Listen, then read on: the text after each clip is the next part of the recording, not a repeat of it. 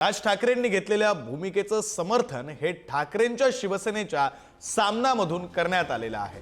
निवडणूक निकालांबाबत राज यांनी प्रश्न उपस्थित केले हे योग्यच असं सामनामध्ये म्हणण्यात आलंय। तर अजित पवारांचे 42 आमदार कसे हा जनतेच्या मनातला प्रश्न राज ठाकरेंनाही पडलाय असंही सामनामध्ये म्हटलं गेलं। प्रश्नाच्या उत्तरासाठी राज यांनी भाजपतील मित्रांशी गुफ्तगू करावं असा सल्ला सामनामधून देण्यात आलाय।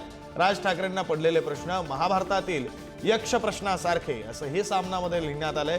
तर या प्रश्नांना मुख्यमंत्र्यांकडून मिळणारं उत्तरही रंजक असेल असंही सामनाने म्हटलंय।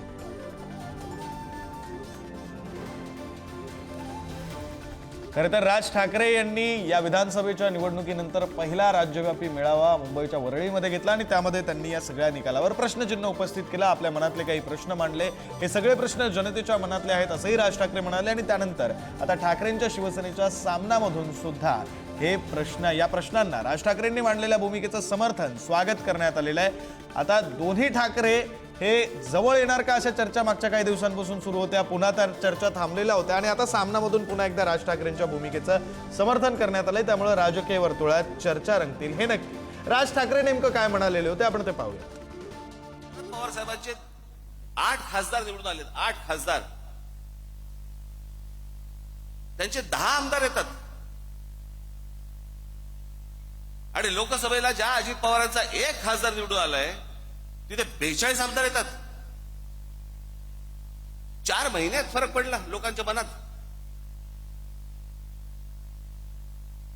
काय झालं, कशामुळे झालं हा संशोधनाचाच विषय।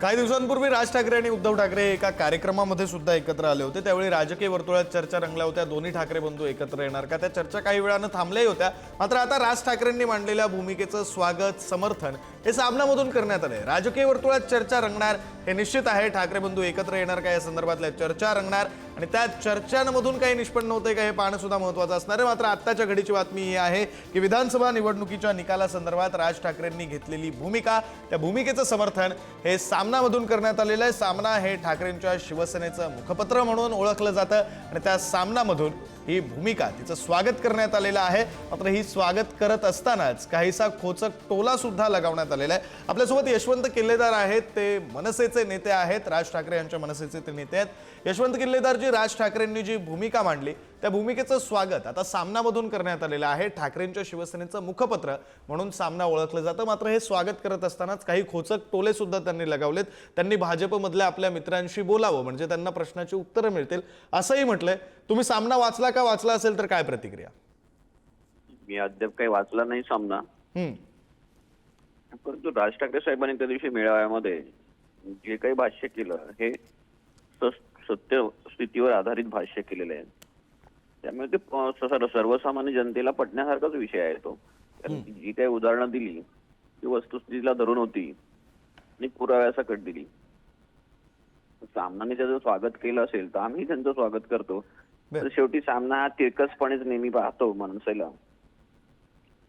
राजकीय संबंध भाजप बरोबर असतील किंवा अन्य कोणी पक्षावर एकमेकांचे त्याचाही त्यांनी दाखला दिलेला आहे साहेबांनी, राज ठाकरे साहेबांनी।